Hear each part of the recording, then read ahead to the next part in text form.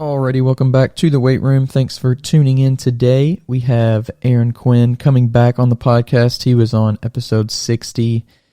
We talked a little bit about him and his journey and all that stuff on that episode. So if you want a little bit more background on him, go check that one out. Today we're going to be talking about a breathing method and just a method to kind of, I guess the way he explains it, to kind of take some power back and empower yourself to a more physical, mental, spiritual level. So it's called Wim Hof. So if you're interested in kind of, like I said, just taking some power back and doing that kind of thing, this was a very interesting talk. So hope you enjoy it.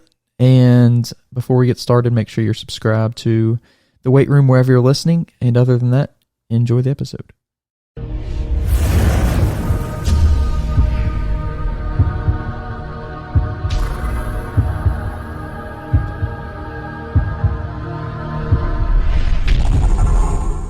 How are things? Things are going well here. How are things out there? Good. Things are going pretty good. Yeah. Good to hear. Good to hear. Getting back. Oh, yeah. Yeah. I saw you had a walkthrough or whatever it was called with the breathing and everything. A couple days ago, wasn't it? Last weekend or something? Mm-hmm. Yep. Yeah. I was going to check it out, but I had a recording that time, so. No worries. There'll be others. Yeah, I definitely want to look into it because I've been hearing more about it. I guess it's like that thing whenever you hear about something, it like becomes something that's just seems like it's all around you. But exactly, it seems pretty interesting, and I'm looking forward to just kind of learning more about it. Yeah, I'm happy that we're doing this. I think it would be a good jump off point. Absolutely.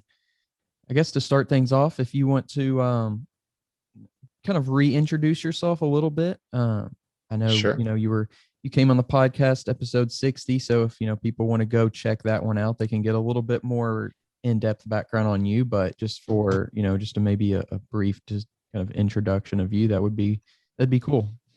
Cool. Hey everyone. My name's Aaron Quinn. I'm back. Happy to be here with Live, Serve, Thrive. And today we're going to jump into the Wim Hof Method. A little bit of my background. I've been a firefighter for 20 years in Oakland, and Live, Serve, Thrive is my project to help firefighters live healthier, happier lives on duty and off duty, and also to reclaim what it means to be a warrior as opposed to an athlete, which I think is a whole missing element in our world as firefighters and first responders. But today, we're going to dive into the Wim Hof Method. And for those of you who don't know, I'm a level 2 Wim Hof instructor, and I've been practicing for about 5 or 6 years the method. So we'll pause there and we'll start jumping down this rabbit hole. Yeah, that sounds good. So when you say Wim Hof Method, I think even just that word, that phrase right there, a lot of people don't know what you're talking about. So kind of go into a little bit about what that really means. Yeah. So Wim Hof is an individual. He is from the Netherlands, and his story is quite fascinating in and of itself. So he kind of grew up always searching kind of the esoteric disciplines and teachings. He delved into Buddhism, and he knows how to read Sanskrit, which is a kind of a fascinating side story there. He dove into yoga, and he traveled the world studying from gurus that he could find. Always trying to find this kind of deep peace, deep centering, much the same stuff that most people search for in life. Along his journey, he had, I believe, four kids. And when his kids were young, his wife committed suicide. And he's very open about this. He talks about this often. And it was a obviously very tragic, very, very difficult time. He was searching for this sense of peace, and all the teachings, all the disciplines that he's learned gave him nothing. There was no solace, no peace. He was walking by this river that's next to his house where his family was living in the middle of winter in the Netherlands. It was very, very cold. Obviously there's snow on the ground, there's ice in the river. And for some reason he felt compelled to jump into the ice water. He went to the ice And the way he tells the story is the first time he jumps in this ice, he's like, there's snow on the ground. He takes his shoes and socks off, and he gets down to his like his underwear, and he puts his feet in the snow, and he's like, oh my God, this is a crazy idea, but he feel like he has to do it. And you can feel the snow squishing between your toes. And it's like, it's sending all these crazy signals to his body. He gets in the ice and he literally jumps out right away. And he's just like, oh my God, it's crazy. But he had this deep sense of calm and peace. And all he wanted to do was go back. And all he wanted to do was go back. And all he wanted to do was go back. And all he wanted to do was go back. So day after day after day, he kept going back and back and back. And over time, he was able to stay in the cold longer and longer and longer. And through this repeated cold exposure, he also learned a breathing technique, which is part of his method. But jumping ahead a little bit there. So through this whole period, he realized the power that the cold and this breathing technique that he had discovered from the cold had taught him and given him, and the strength in his body and the healing factors is for his body and also for his mind and for trauma, and how much better he felt. And he wanted to share this with the world. He's like, man, I got to tell people this. This is so amazing. All it is cold and breathing, and anyone can do it. I got to share this to the world.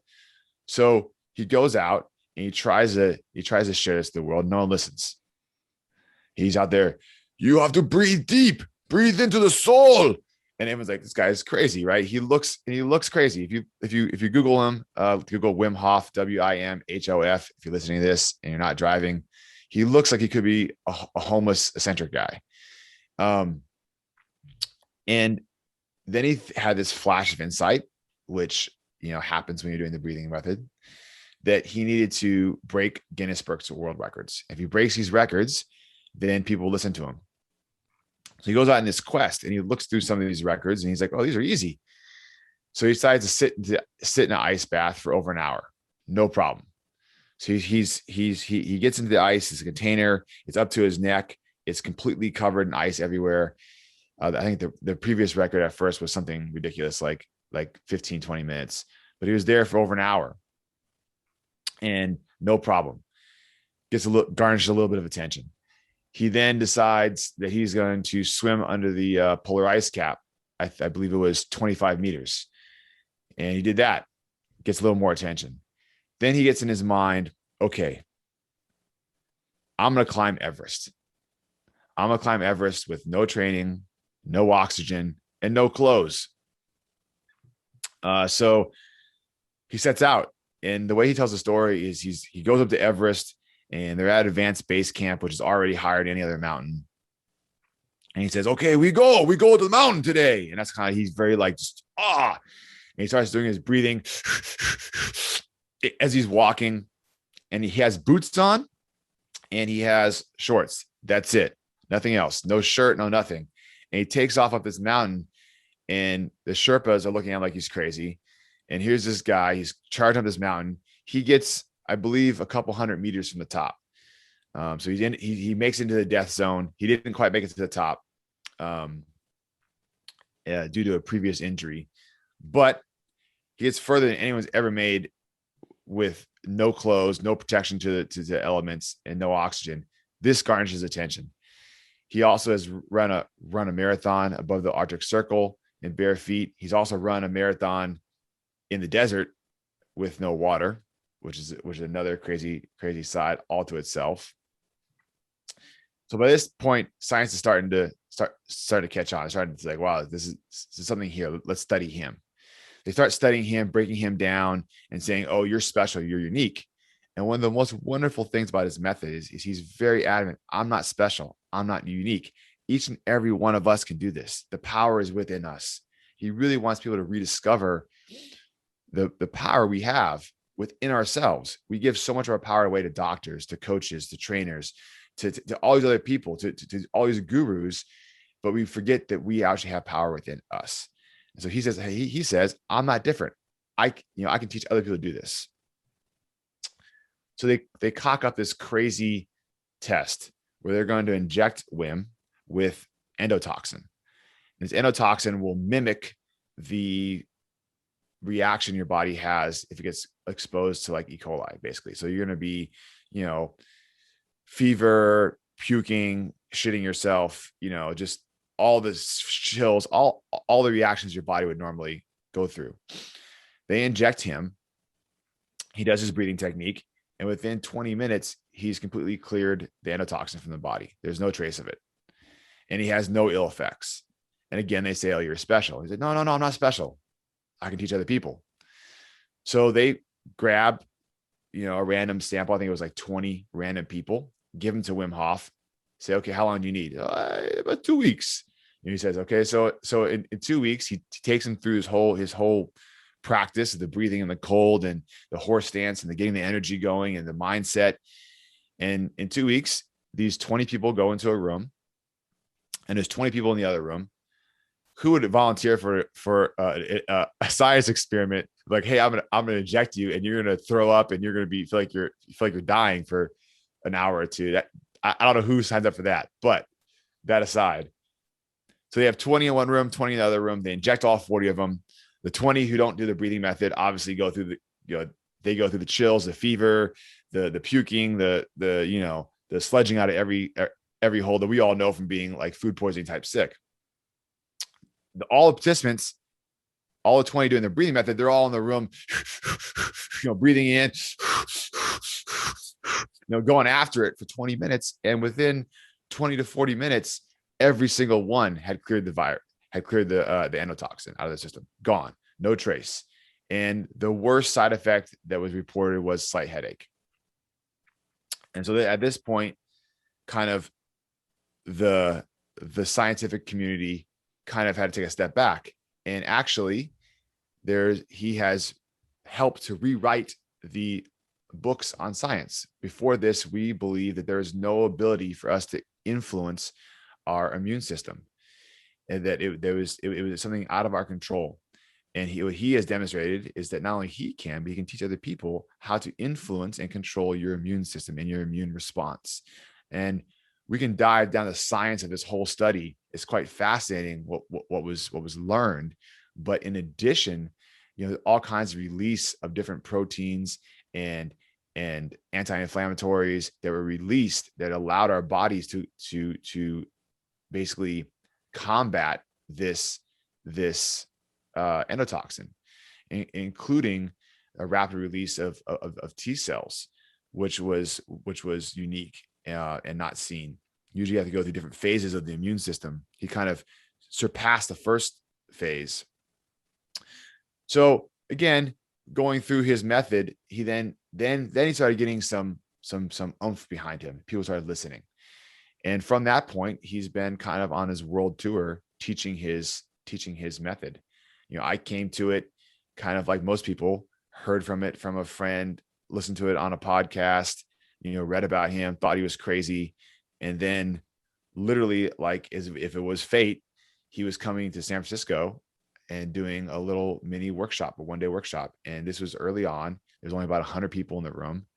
And here's this guy, and he's going on and on about, the crazy stuff he goes on about, rambling. And then we started doing the breathing, and my mind was blown. From that point on, I was like, this is the truth.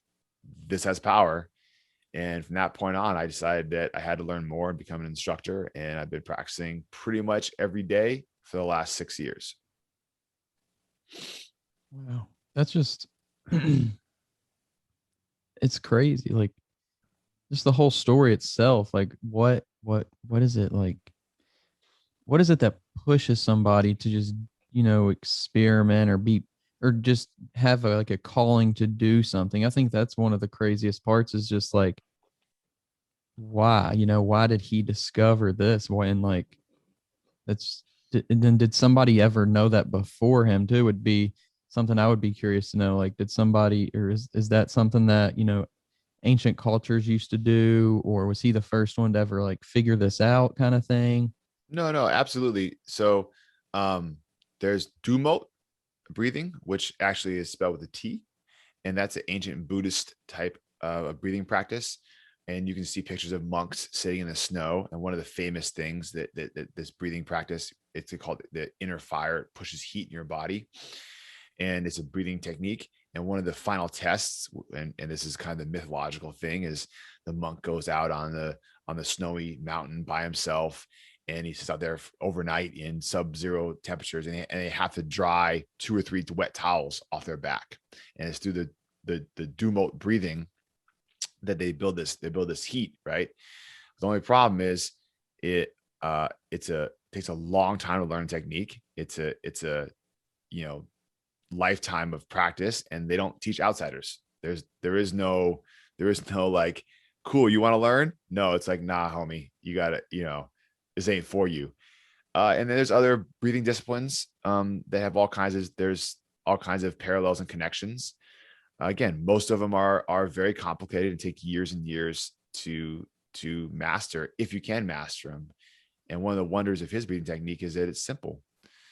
I think what Wim was driven by is he was in such a depressed state from his wife's suicide, that when he was able to come out of that and see how much he was able to do with his body and heal, he wanted to share that with the world. And he had been studying these disciplines his whole life, and really has been like, I didn't get anywhere with these. That's not really true. He learned a lot, obviously, but he saw there's a faster way. Like, I can get people to where they need to be much quicker. And I don't need drugs. I don't need pills. I don't need, microdosing. I don't need all these things that we pile on nowadays. We talk about that we don't need. Like, it's all right here. We have the power within us. And I think that was such a compelling message for him that he wanted to share that with the world.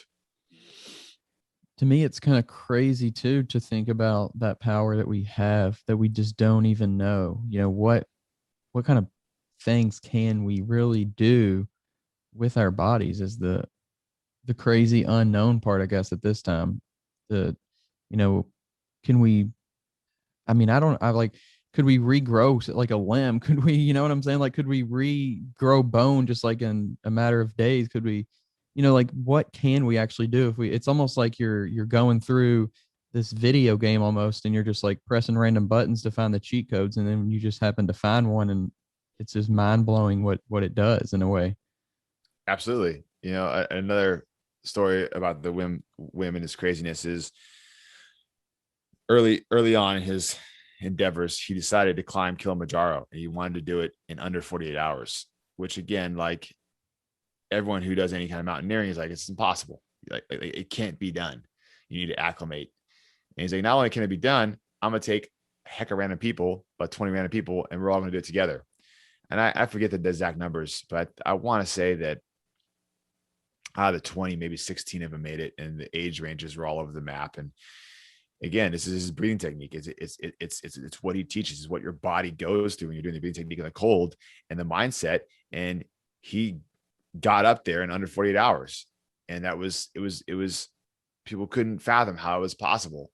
And to your point, like, to his point, like, the body is amazing. And there's so many things that we can do, and the mind's a limiting factor in a lot of those things.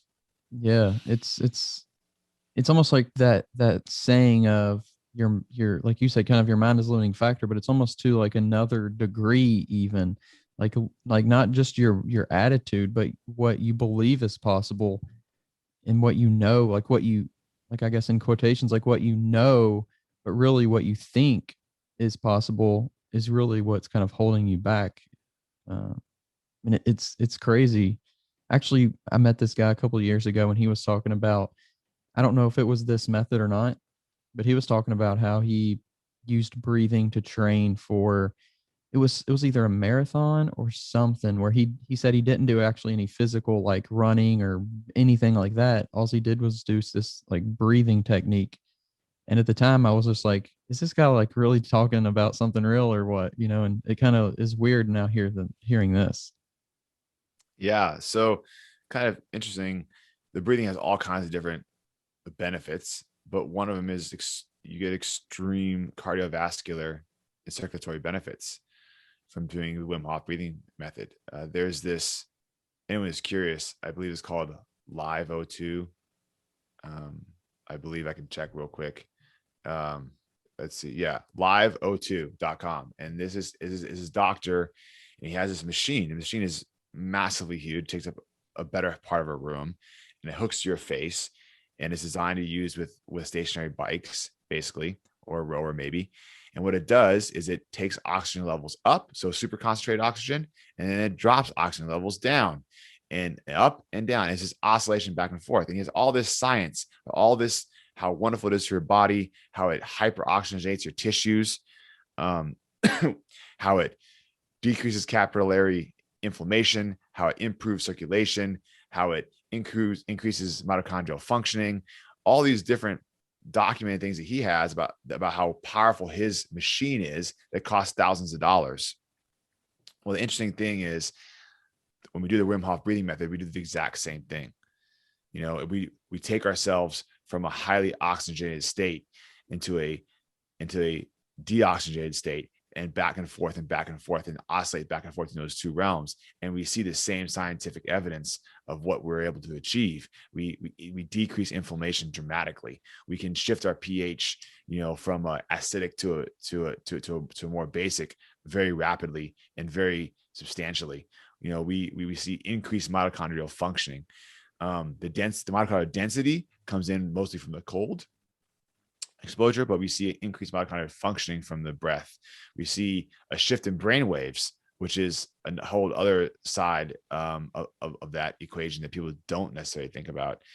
So there's always all these things. We decrease inflammation, increase in endocannabinoid production. These are all things that we see through the breathing method that are powerful and have powerful healing benefits and powerful athletic benefits. But it just comes from the breath. We don't need to spend all this money on all these fancy tools and machines. We can do it right here by ourselves. So if I wanted to wake up tomorrow and try this out, what would I need to do to kind of get the most benefit? And obviously you have to do the method, but like, do you need to, or should you maybe the first time be led by somebody, or could you watch a video and try it yourself? Like, is there any like negative, or not negative, but like risk potentially to doing it for anyone? Or is it absolutely? Yeah. So what we kind of tell people is, go slow, go easy. The breathing is very intense. It can be very intense. It's controlled by you, obviously, but you never, ever, ever want to do it in any other circumstance than sitting or laying down. And I can't emphasize that enough to people. Like people think, people who don't understand the method, who haven't been taught officially, they want to do it in the cold water. They want to do it and then get in the cold water. These are things that we can't recommend. They want to do it in the car. They want to do it while they're running. They want, no. The only place you should be doing this breathing practice is when you're sitting or laying down in a comfortable place where if you pass out or if you get lightheaded, you're not going to hurt yourself. That's the very first thing. The next thing I say is I repeat, do not get directly into the cold after the breathing unless you have a partner who is trained and understands CPR and first aid. Shallow water blackout is a real thing, and shallow water blackout happens to highly trained professionals. And because we're hyperoxygenated in post breathing, the chances for a shallow water blackout increase. And we can go into, I'm not going to dive down the science of what happens with shallow water blackout, but it is real and it can happen. And it has happened to people who do not understand the method. So those are the two things I would say, two cautionary tales. Outside of that, sit down, lay down, have at it. You're not going to hurt yourself. You might feel some tingles in your hands, tingles in your lips. You might hear a little bit of ringing in your ears. You might get a little like lightheaded or kind of confused and dazed. That's all normal. For people who are really curious, there's an app on the App Store. Download the app. There's a lot of great information. It's a great way to start. I think it's been updated. I think Wim has a guided breathing that he does on there that you can follow. And it's super accessible. And that would be the jump point. You are better off doing it in the morning. You're better off doing it on an empty stomach. These are just breathing is the science more, I guess you could say. It's easier to do deep diaphragmatic breaths when you're not full.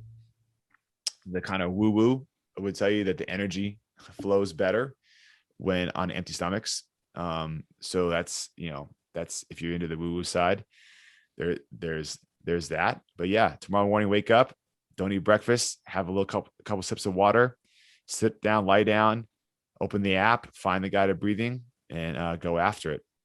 So at what point do you add in the cold? Is that like Yeah. like So hours after? Is that a different experience altogether? yeah. So cold. And when I'm talking about getting into the cold, I'm talking about more so getting into like an ice tub or ice bath, like an actual uh,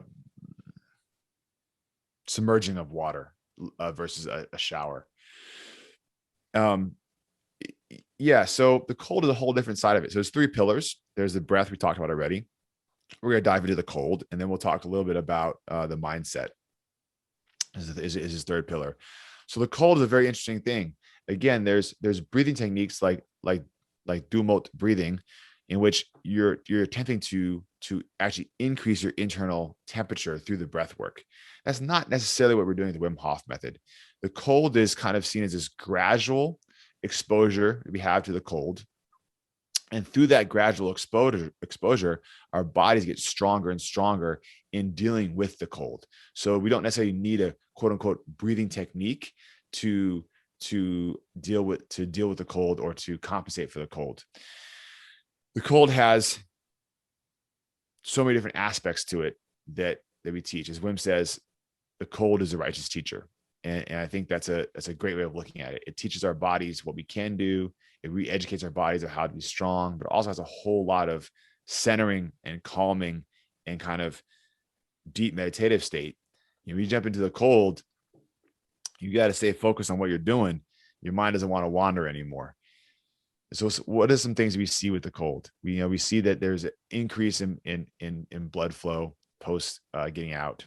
We see that the all the little capillaries get exercised, all the little muscles that we have that control the capillaries, how big they are, constriction, contract, all that stuff like that. They all are more for lack of a better word, they're atrophied. We don't expose to cold, so that kind of constriction they're not used to doing. So the first time you get in the cold, it might feel like you got pain, pins and needles. The pain is the interesting thing too. You start to understand that there's a separation between what pain is and actually what our body is actually telling us, right? Pain is a very powerful way to motivate you to move and get away from something. So we know that when we get into the cold, part of the pain signals are just psychological because our body doesn't want to be in the cold. And so it sends pain signals because our mind knows it's smart. The mind says, oh, you know what? I don't want to deal with this cold, but if I make you hurt, you're going to get out. Right. And so it knows that. So some of the pain that we're feeling is all up here in our head. And after a while, you can watch this dialogue happen. You watch your brain do this to yourself to try to get you to do something. Right. So there's that side of it. We also have a huge increase in mitochondrial density. And this is that simply put is how many mitochondria we have in our body, right? And this is what people would call brown fat or adipose tissue, right? And brown fat is just highly concentrated groups of mitochondria. Now, mitochondria, they burn your white fat, which is the fat we don't want, for energy and for heat. And so over time, we increase the amount of mitochondria we have. We increase this brown fat adipose tissue because our bodies are getting better and better at creating heat and energy, right? Well, the upside of this is that when you're performing athletically, the more mitochondria you have, the more power you can produce. The longer you can go, the better endurance you have, right? So we see crossovers there.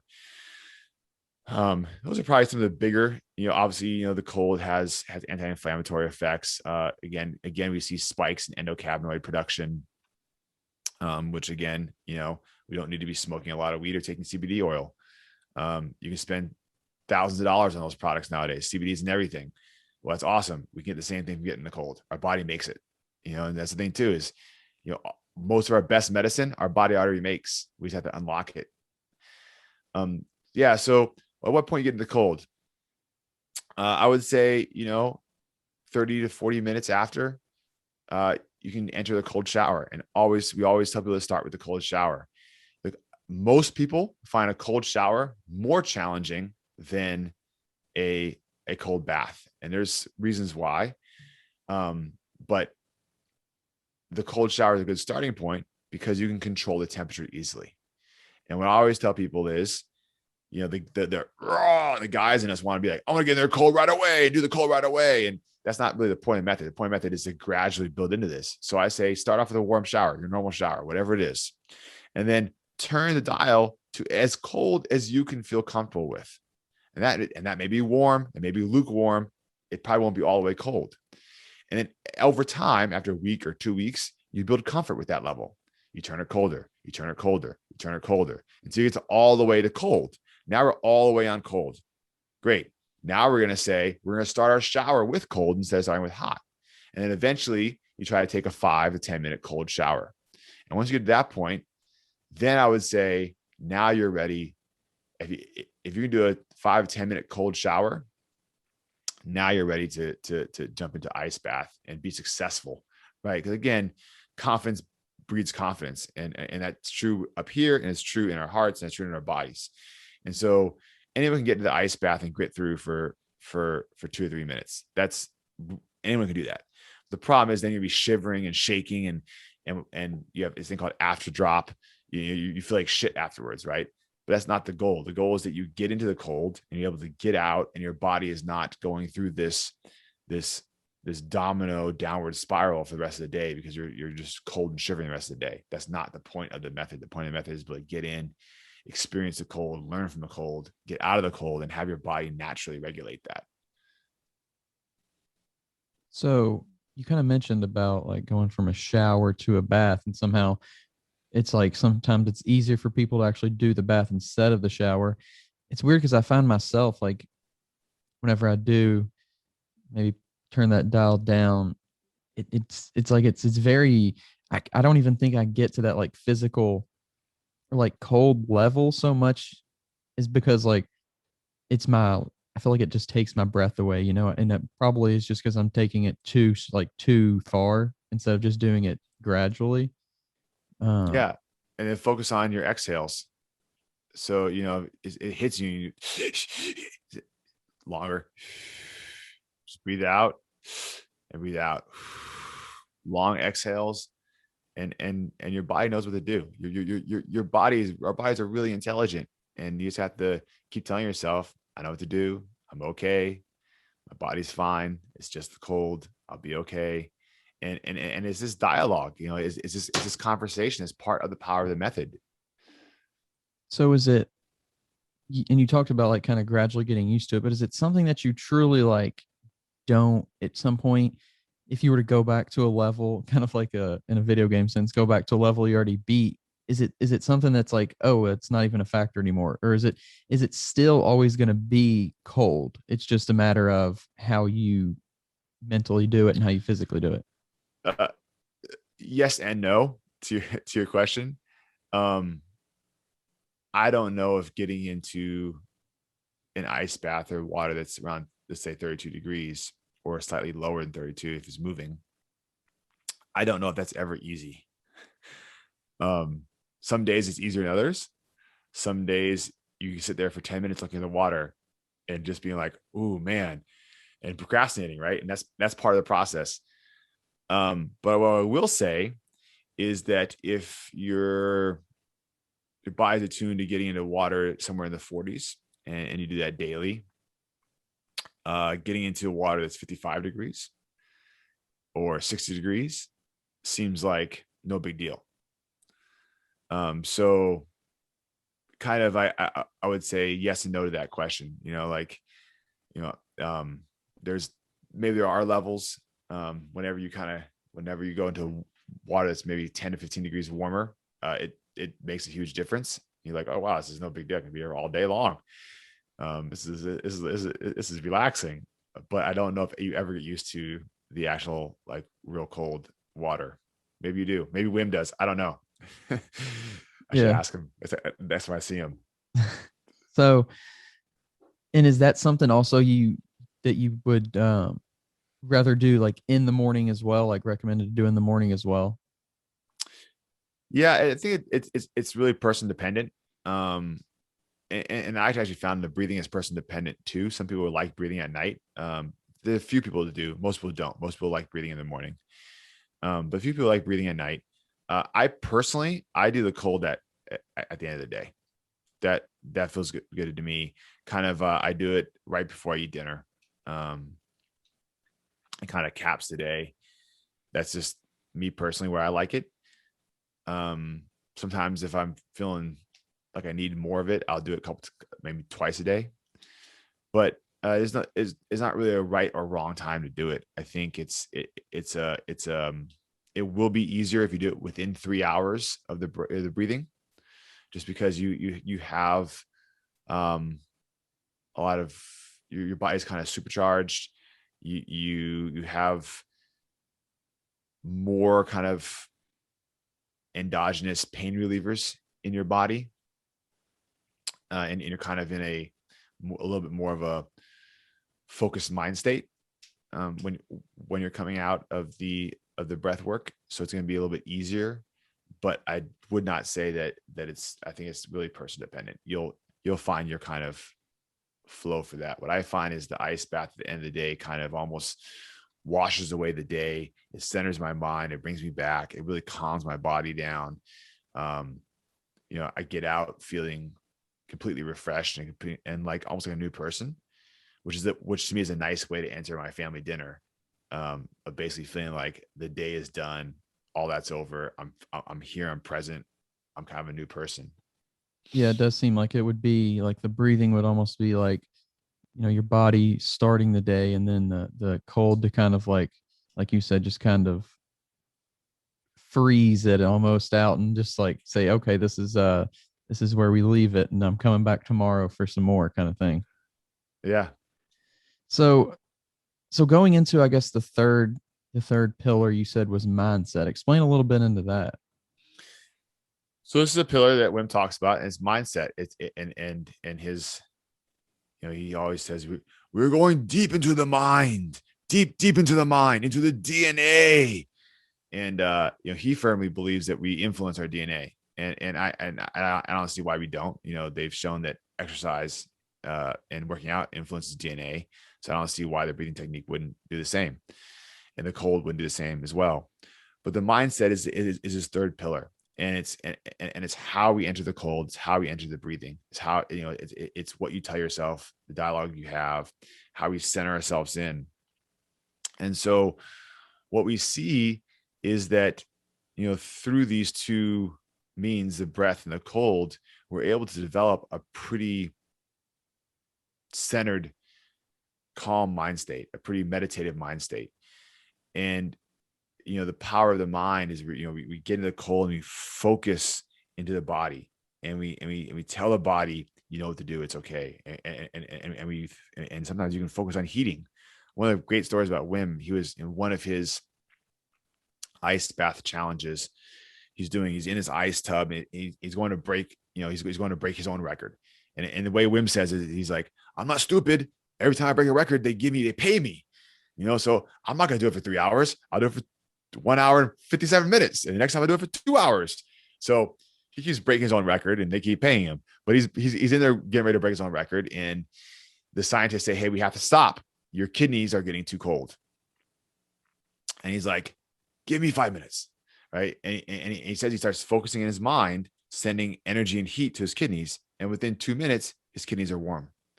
And the scientists are like, at this point, they're like, okay, you know what? We're just done. We're gonna put our books up and our lab coats up and hang it up. And we're just like, I don't know what the hell's going on here. This is crazy. Because for them, they're so rooted in having to understand every single element from its scientific pieces, that they can't fathom how this is possible.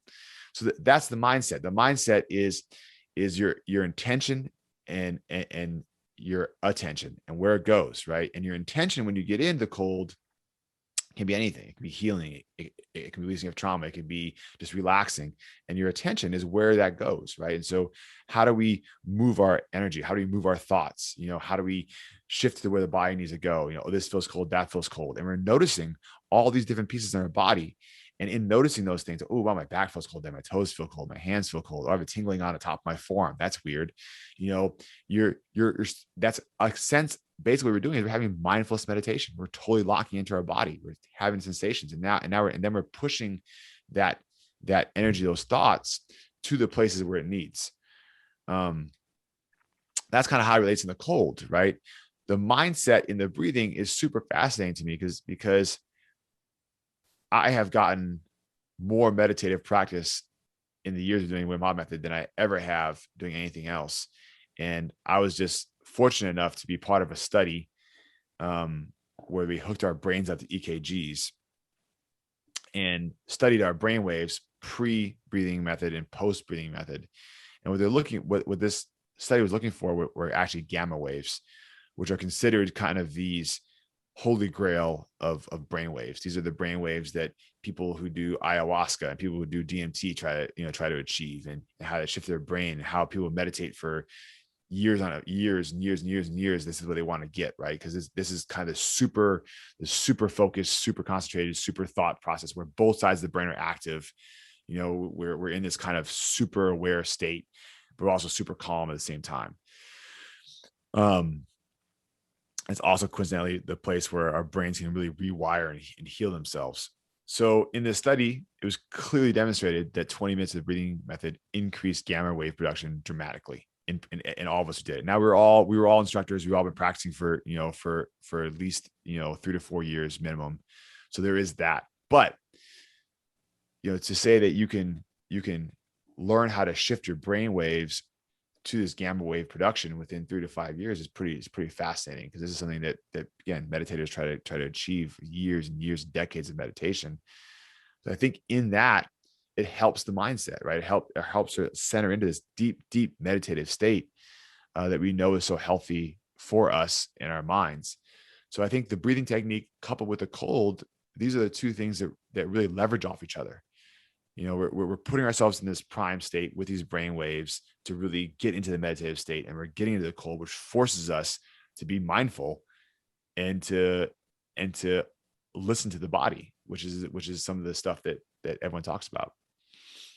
So do you think that a lot of this information just kind of gets pushed down, because like you said, the medical community is almost afraid of its potential and what it can do, and if enough people know about it, they might maybe lose some business? I mean, is that possible?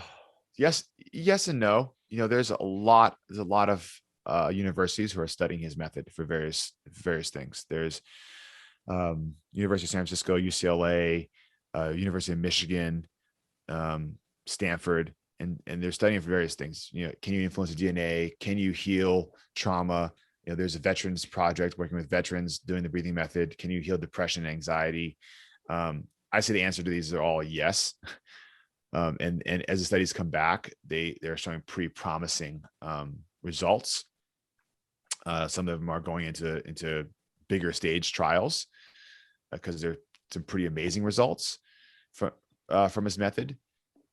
I think it's twofold. I think the scientific community, again, like, they want to understand everything from a scientific standpoint, and they want to boil everything down and say this one reason is why this works.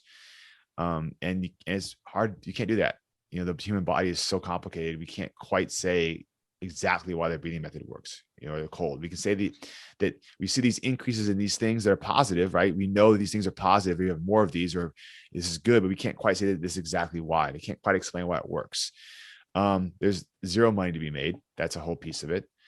But I also think too, that we as a culture, as a people, we have been so disempowered when it comes to what we can do with ourselves and what our bodies can do, that we seriously believe that there's no way I can heal myself.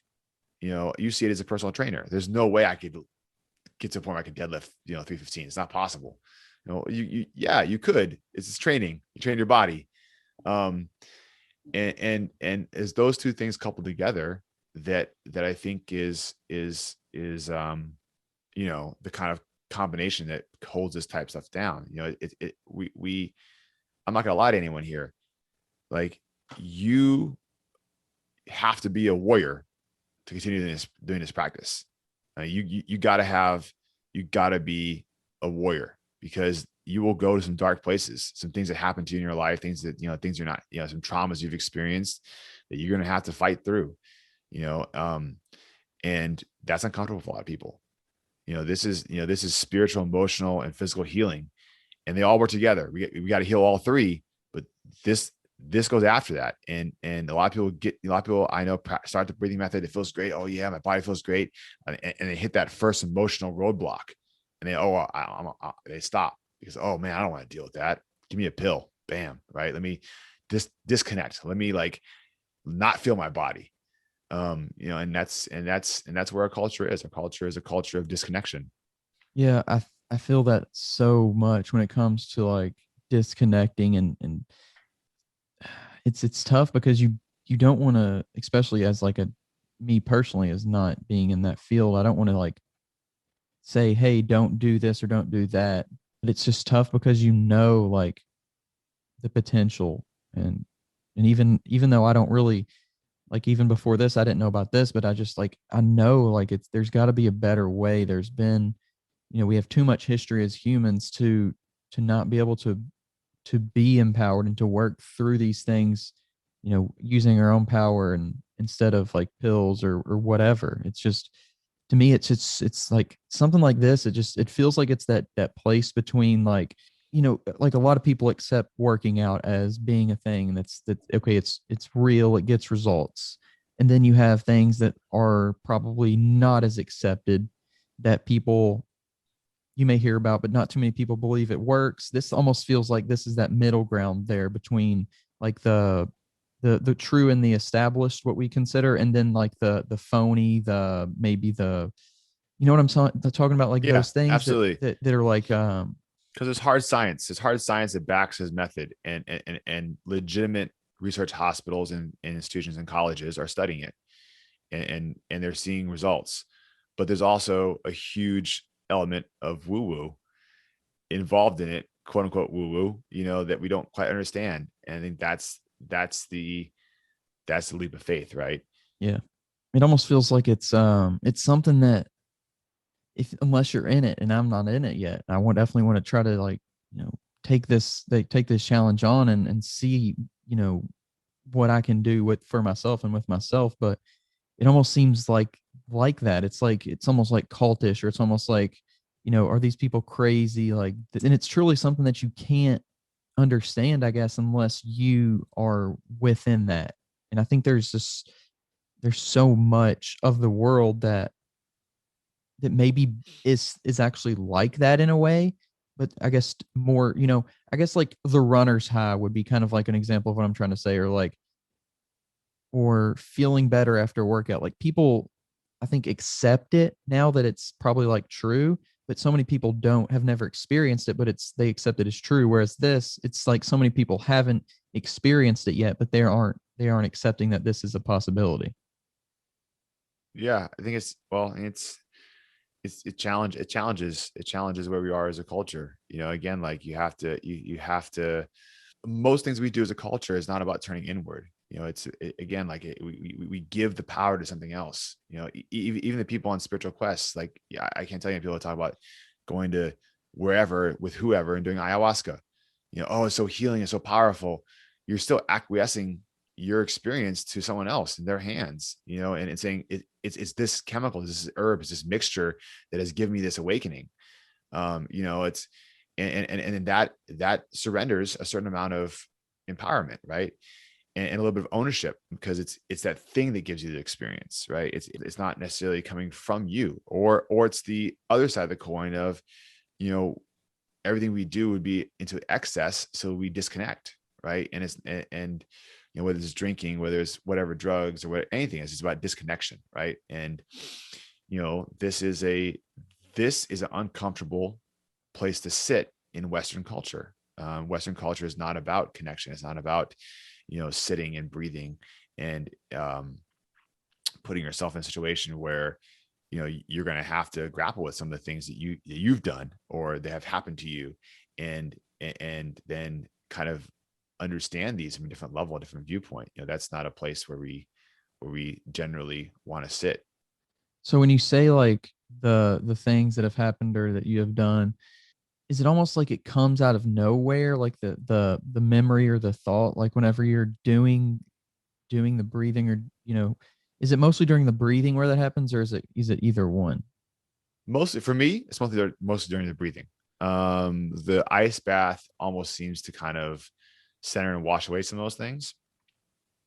Sometimes you can. I try to explain the breathing method can be wild for people. I can't really explain any other way. Um, it has been shown that our body does release DMT for various amounts doing these breathing techniques. And if people don't know what DMT is, that's a whole nother rabbit hole to go down. The only times we see DMT release is birth, death, and women giving birth, generally speaking, or if you're doing ayahuasca or some other type of hallucinogen, sometimes we see it. Um, but it's in small doses. So you don't have like, but sometimes, I've been big breathing in big groups and you have full on like experiences. You can't, I can't explain any other way. Sometimes they come in flashes. Sometimes they perkle up. But the interesting thing is they come up in a manner in which they seem much easier to see and deal with, right? It's not like you see them coming, you're able to kind of process them. You're able to see them almost from a third party observer, which is kind of understood as a way that we can kind of heal these things and process them. And yeah, so I think that's kind of, I can't say there's one way they come. So is this something that like is safe for anybody of any age to do, or is it recommended like, oh, be 18, be 16, be whatever? Is there any certain age to start? Well, of course, you have to always say, like, I'm not a doctor, talk to your doctor before you do all this stuff, blah, blah, blah, blah, blah. All this stuff we always have to say, right? But from an instructor standpoint, the few groups that we are concerned about are people that have seizures, obviously. We're very concerned about that. People with any kind of brain injury, brain trauma, history of brain injury, brain trauma, we're concerned about those people. Women that are pregnant, because there's a lot of deep abdominal breathing, we're obviously concerned about those groups. And people who are on the younger spectrum, a little less concerned. People who are older, obviously, we're going to be concerned about that because there is a lot of cardiovascular, blood pumping. With that being said, I know people in their 70s who practice every day, and they started off and they weren't doing anything, and now they're walking and running and they're having all this vitality. Just start off with the breath and the cold.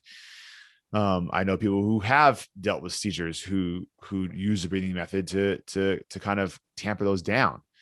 But in general, these are areas that we have to be careful of. And I think, I tell people, like, look, your body, like, just be honest with yourself and be honest where you are. And if you know that this might be a stretch for you, then maybe you should watch out, Yeah, I think it definitely brings a whole new kind of idea to what breathing really is. And most people just sit here like, oh, we're breathing right now. It's just, it's fine. But it seems like it's much more, physically demanding when it comes to like using it for the youth. Like, I guess really using it for anyone. Is it a thing that, and it sounds like it is, but does it provide like that clarity, that lasting clarity as well, to where, oh, I've done it.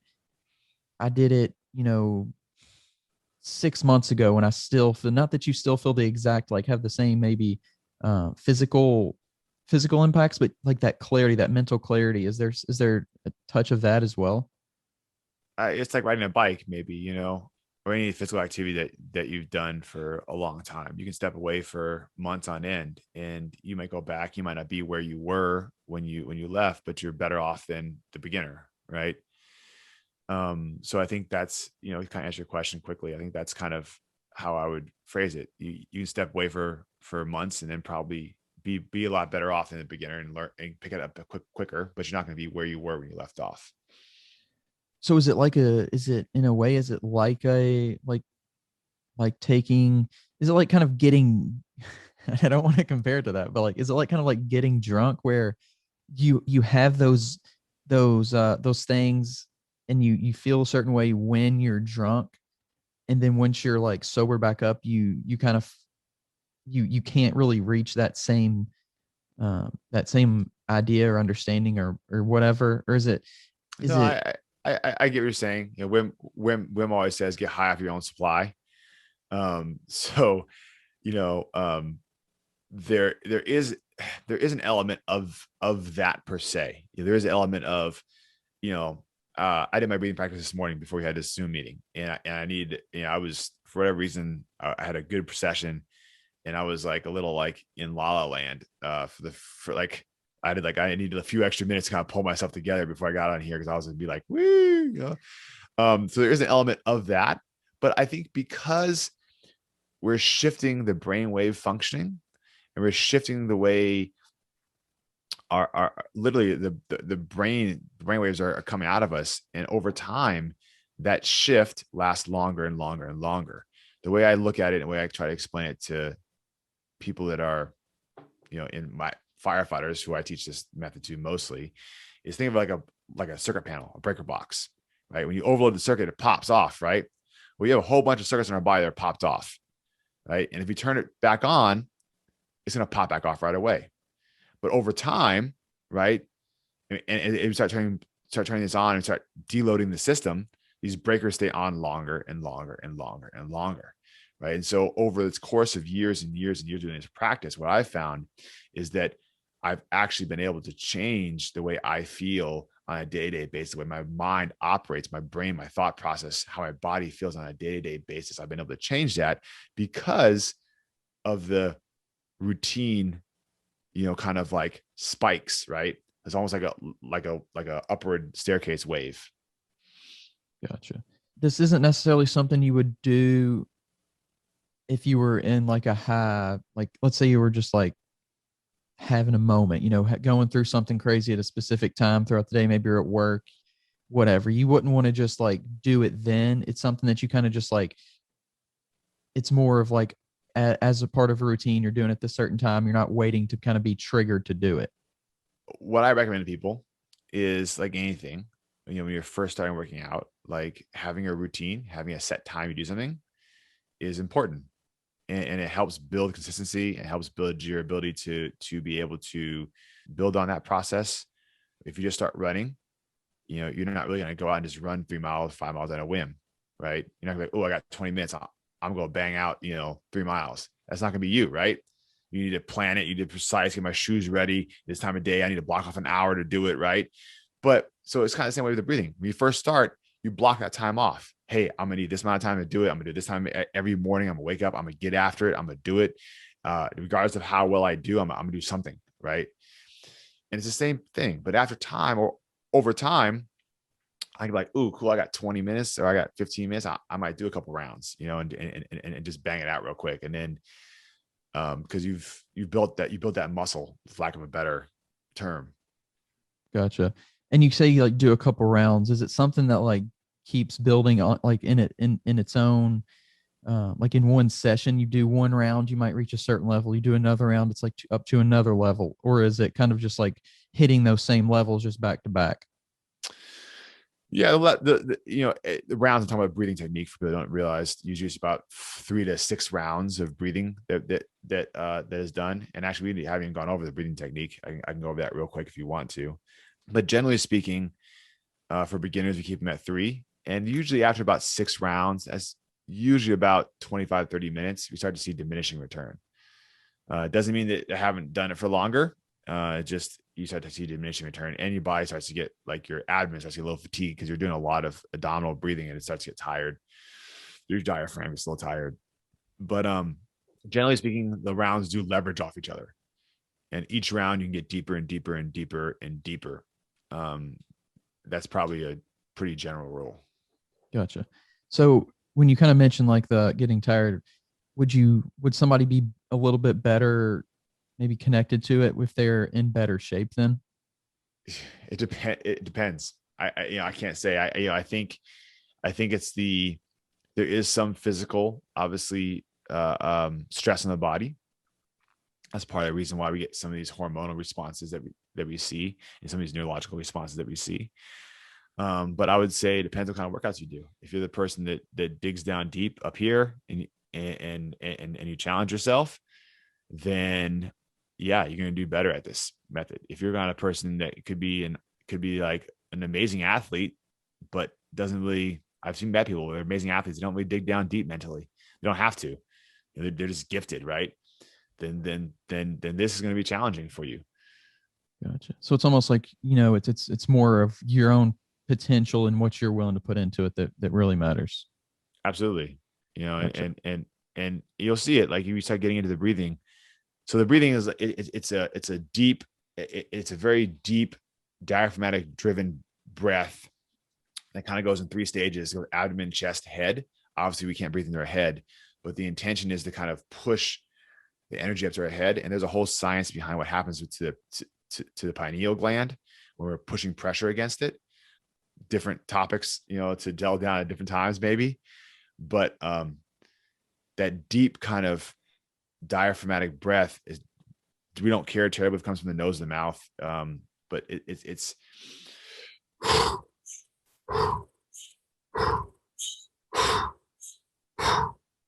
you going into this, like you can feel your body, and people have a tendency to kind of back off sometimes, right? And so so like what you have up here and what you have inside your heart and how far you're used to pushing yourself will determine what you get out of this. And you start feeling that kind of like, oh man, you're feeling a little lightheaded, you're feeling tingling, you're feeling kind of these sensations. Do you back off, or do you go harder, or do you back off just a little bit and come back into it, or do you say, is it too much? And these answers are they change day to day for me. They change day to day for everyone. I tend to push harder on lots of things. So this is one of the places where I feel like I can push pretty much as hard as I want to push and not cause any damage. Like I'm the person that'll be like, ooh, I ran 3, let me run 5. I ran 5, let me run 7. Let me offer 7. Okay, let me see if I can go with 9 today. And the next day I'm like, fuck, I should have done that. It's too much, Whereas this, I don't ever really feel like, oh man, I did too much. You know what I mean? Gotcha. Which is good for me. So walk us through. You said there's about what, 6 rounds? You said typically is what? 3 for beginners, and then 6 is usually where most people stop, unless we're going for some some pretty crazy shit. And usually that we keep with instructors and people have been practicing method for quite some time, and usually in a group that's guided is when we go past 6 rounds. Usually we can't. I personally, I don't go past 6 rounds when I'm doing it by myself, and that's just kind of like I've been doing this for many years, and I won't go past 6 rounds. I'm doing this myself. I highly discourage people to go past 6 rounds unless you have someone guiding them doing it. Gotcha. So kind of walk us through what that means though. Like what a round, what a round does. So the breathing method is very simple. At first it sounds a little complex, but it's pretty simple. It's somewhere between about 30 to 40 big breaths, or about 2 minutes of breathing, depending on how some people like the time set, some people like the number set. When I first started, I would lose count all the time when I was doing the breathing. So because I was getting into La La Land, so I started using a timer, and I then discovered a lot of people do that too. And that was easier for me. Now I kind of just breathe until I feel the right point at which to stop. So the breath starts in the abdomen. We really want to expand the abdomen first, driving the diaphragm down, and then into the chest. It's kind of this 2-stage breath. Is a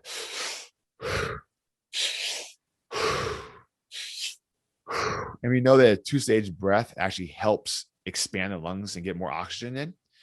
And that kind of that last, it's an abdomen, chest, and then a slight squeeze of the head, and then a release.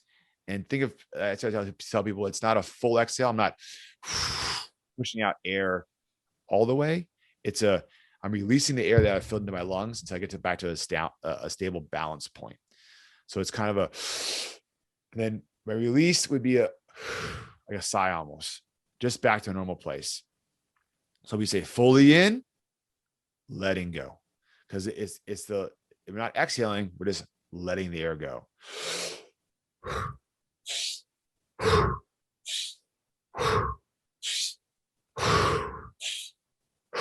You'll see, like if people are watching, you can see me kind of going into this wave almost pattern. And it's very common because we feel like the air is coming from our abdomen to our chest to our head, and we let it go. Abdomen, chest, head, letting go. And so it's about, again, 30 to 40 or 2 minutes of that breathing. And then the last breath, we let go and we just retain. Retain is a fancy word for holding your breath on a exhale or let go. So we don't hold our breath with our air, the air in our lungs fully. We 2, 3, 1, letting go. And then we let go. That's when we hold our breath. And we just stay. We stay calm. And so what happens is we're doing this breathing technique, we're hyperoxygenating our body and we're blowing off a lot of carbon dioxide. So our carbon dioxide levels are going down, our oxygen levels go up slightly. This is very like a panic state. Like people have anxiety attacks. This is a state that they go into.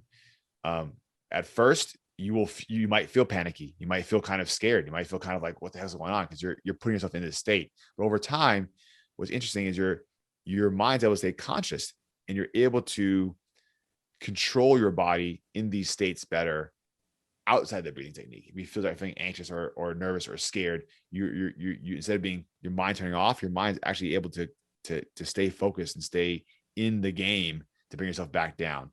So you might feel that. You might feel tingling in the hands, tingling in the lips, ringing in the ears, right? These are all things that are normal from hyperoxygenation.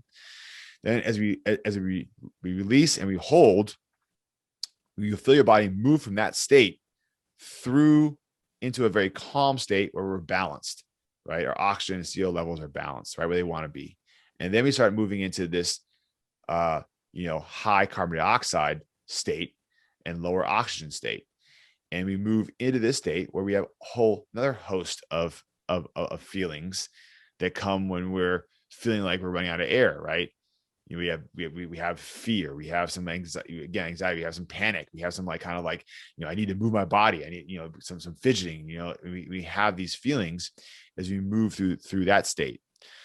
And we want to hold our breath, or the word that we use is retain. We want to retain our breath because for as long as we feel comfortable, and then a little bit past that, right? We're not trying to force this really long breath hold. There's another thing, you this method, you're going to be able to get to breath holds of 2 to 3 minutes pretty easily, but that's not the goal of this method. I think it's another thing people will be like, forget. If you want to hold your breath a long time, work with free divers. That's their method. That's what they're there for. This method is focuses different. Is there crossover? Absolutely. But I want to be clear on that to people. Like, it's not the goal. His goal is to hold the breath as long as possible. We hold, we start feeling a little bit of like maybe diaphragmatic spasming. Maybe we're just done holding our breath. Try to hold a little bit past that comfort zone. And then this is the key piece that people forget. A big breath in and a squeeze. So I've been holding my breath for however long. I'm feeling I want to breathe now. Take a big breath in and I squeeze the head. And you squeeze all the energy and all the air up to the brain. And you hold that squeeze for about 15 to 30 seconds. And then you let go and back into the breathing. Fully in, letting go. Fully in, letting go. Fully in, letting go. Fully in, letting go. 3, 2, last breath. Holding. Chilling, relaxing, feeling like I want to breathe. Hold a little bit longer. Big breath in and squeeze. And then we just repeat that. And that's again, it sounds a little complicated at first, but after a day or two of doing it, you'll fall right in. It's not that complicated. And you'll blow your mind to that much. So that's one round, literally just the few breaths and then the hold and then the retain, and then push, the big breath so back in. About 40 to 30, 40 breaths or 2 minutes of that big breathing. Then you let your air go and you hold your breath for whatever you feel, a minute, 2 minutes, whatever feels right. You don't have to have a timer if you don't want to. And then a big breath in and squeeze, and that's 1 round. And you release and you go into it. So 3 rounds will take you about, I don't know, 15 minutes or so, give or take. Maybe a little bit less. And it depends on how long you're holding and how long you're breathing. 2 minutes again and 40 is it's a generalized number. Don't get locked into these numbers. You might want to go more, might want to go less. You'll figure it out. And then 6 rounds will take you 30, 35 minutes, maybe 40 minutes. Gotcha. So you're just on that what's the word you used for the breath hold? The retain. Retain. Hold. So yeah, it's technical jargon, but breath hold is fine. Retain just means you're not holding your breath with air in your lungs. You're holding your breath with on a let go or exhale. Okay, so you literally just kind of decline breathing back in again so you don't take any breaths or nothing during that period.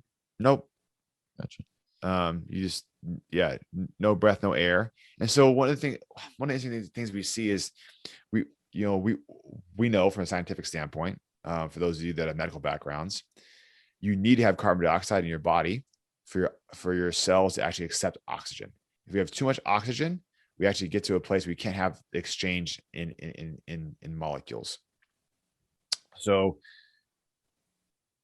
in this method, we're playing with that. And one of the things when we're holding our breath for a long time, that carbon dioxide builds up and oxygen levels decrease. And they decrease, and there's so much carbon dioxide in our body. Then we take that big breath in and squeeze. Our bodies are so hungry for oxygen that it utilizes every piece of oxygen, and it shoves it into all these different tissues, and it shoves it up into your brain. This is why we see spikes in brain waves. This is why we see, decreased capillary inflammation. This is why we see all these benefits, because our body is like taking this oxygen, we're just shoving it in all these places where it hasn't been in probably, decades for most of us. And so that's a very powerful piece of the breathing method. It almost feels like, when you're talking about the experience of just constantly giving ourselves what we want and disconnecting ourselves from it.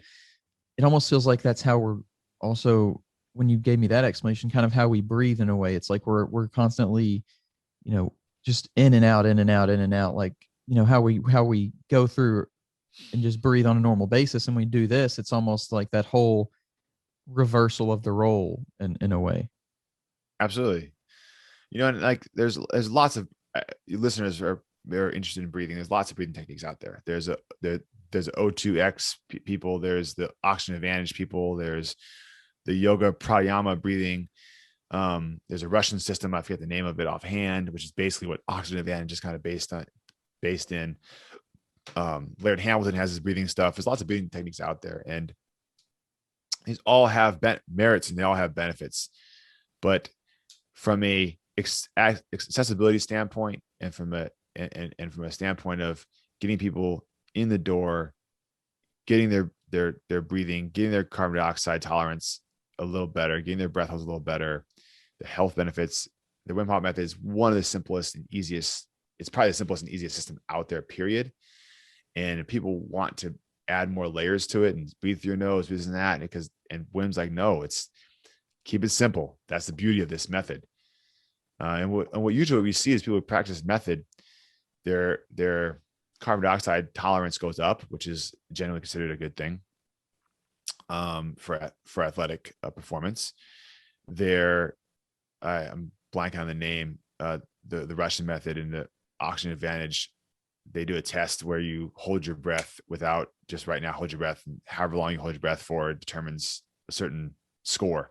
That score goes up, not as high as if obviously you practice the method, but it definitely goes up. People tend to start breathing through their diaphragm more and their chest less because they're just practicing that. People tend to start breathing nasal breathing just in general in day-to-day life more than mouth breathing, which is a huge benefit. So we see these things kind of happen almost as an aside from practicing the method without having to focus on these things, which I think is nice for a lot of people. Yeah. And I was watching a kind of, I guess not really completely connected to that last statement, but it kind of got me thinking about it. I was watching this video on it, and this guy was just talking about how he had been doing it for a few years, I guess, I think is what he said. And just the crazy benefits, like not really crazy, just like everyday benefits that you wouldn't expect to get from something like this. Um, I'm and curious. What do they say? well, he said like simple thing like his allergies were Yep. kind of like disappeared. I can't remember. There was something physical as well, but it made me think, and I think it was in the video you had on Instagram about the guy that his shoulder pain like Yeah. went away. Once, And yeah. So we were doing the Zoom, but yeah, he's had shoulder pain for the last like couple of years because of the injury, and he's been all the everything, the chiropractors, the PTs, the medicine, whatever. And he said after this one breathing session, we did 5 rounds. He said he felt like around the 4th round, literally like he said, I can't really describe it. It sounds weird to say this. He said it feels like the air just popped into my shoulder on the squeeze. He said it feels like it literally just popped into my shoulder and the pain went away. And it didn't last. He said it lasted, for the better part of the day. It didn't last, pain came back a little bit, but he said it was better. And he says every time there's a breathing method, it gets better. And there's actually a couple people. Chuck McGee is one of the instructors. He's a very talented breathing coach.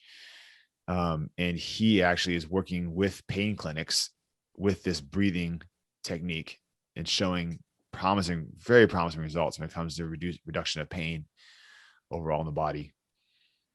it's crazy because like you talk about the physical and the mental, and that's definitely become such a high point, those two things. And but you also mentioned kind of the spiritual aspect of it as well. To me, it's like I don't know, it's just like a different kind of experience. Do you ever feel almost like a out of body or like a non-human experience with that? Absolutely. So I got a few. If your listeners are curious, I got a few wild stories. I don't share them too often because they get kind of wild, but kind of like you said, weird health benefits. I'll talk about this one first. And allergies. I had allergies too. My allergies are way better. I'm not saying I don't have them at all, but they're way better than they were before. But the weirdest thing that's ever happened to me, and the only thing I can equate it to, is this method, because it's the only thing that's really changed dramatically in my routine. But I was the white boy, German Irish descent, that if I went out in the sun, I would burn. It didn't matter. Like 10 minutes, I'm a lobster. I'm peeling. I'm done. Sunblock every day, all the time, no matter what, even in the winter, right? And I'm not bullshitting people, and I'm gonna say this, and people will say it's not possible. I can be out in the sun for up to 3 hours and not get burned anymore. Now, I'm not saying if I go to Hawaii or some tropical place and sun's more intense, or sometimes it's in the winter, I still wear sunblock, yes.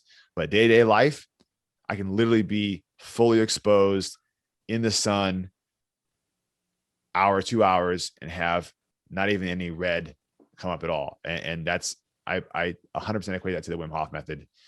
I've talked to some other people about it. I have some thoughts and theories about why that might be, but nothing scientific.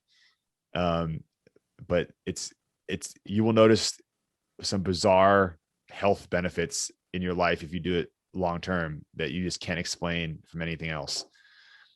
Wow, that is So crazy. yeah, so out of body stuff. So yeah, I've had full on out of body experiences. I've been, whether it's a statement of it's gonna ask you too much in philosophy, whether it's a statement of what happens up here in the mind, just in my mind, or if it really is. But I feel like I've been visited by dead relatives, not in a bad way, not a haunting way, but in a very kind of like, hey, we're here, and we're looking out for you, and how you been, and it's awesome, and I love watching your kids grow up, like full on like experiences like that you would. It sounds crazy if you're telling this right now. People are like, this guy's crazy, right? And like, what drug are you taking? But I've just, it's part of the breathing technique. And again, we know that when you go really deep, you do release DMT with this breathing technique. It's part of the interaction and play with the pineal gland. So we know that happens. So that would be, I guess, how I would explain that from a scientific standpoint, I guess. From a spiritual standpoint, you know, maybe you are tapping into something that's otherworldly or beyond you. You know, that's there's been many people, many religions based on this stuff that's far beyond my expertise in that. Yeah, it's just insane that everybody kind of has their own experience and their own benefits, and you don't know what it's going to be. You don't know where it's really going to take you. I think that's really the kind of the most exciting part in a way. Yeah, it's a journey, and it's kind of you got to be an adventurer and an explorer. That's awesome, man. Well, if do you have anything else you want to add on before we head out? No, I just, you know, again, like I think if people are curious, my Instagram feed is live.serve.thrive. The Wim Hof app is great. I believe it's free or really cheap. I'm pretty sure it's free now, and it gives you a lot of great background. It gives you, I think, a breathing bubble, which is kind of cool to follow, and kind of guided breathing from Wim. You get to hear Wim and get to hear his kind of thunderous voice and his energy, which is also part of the wonder of this method is that it's taught by a crazy man, in the best way. And then yeah, I really people practice this. Be safe, you know. Be just meet yourself where you're at. Understand that the breath is powerful, the cold is powerful, and respect those no matter how much time or experience you have with them. Go in with an open mind and enjoy the ride, because it's a fun ride. Yeah, this is definitely something that I've been hearing more about, and I'm interested in it. I definitely want to see where it takes me. So I appreciate you coming on today and kind of Yeah, explaining, sharing a little bit of the background, a little bit of the benefits, and a little bit of the how to on it. So definitely encourage everybody at least to look into it. If you're not sure about it, at least kind of check it out and see what it's about. absolutely. Yeah, I really appreciate you coming on today, man. It was good to get to talk to you again. Yeah, it was great. All right. Well, have a great day, and I'll let you know if I when I jump into this how it goes.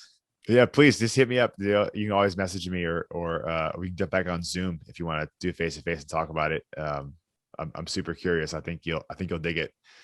Yeah, I'll have to get that app and just probably see you the 25th for sure too. So Yeah, yeah, let's do it. all right, Let's I'll look let's blow forward to it. blow your mind. All right, man. Well, have All a right, great man. day. Later. See ya. Bye.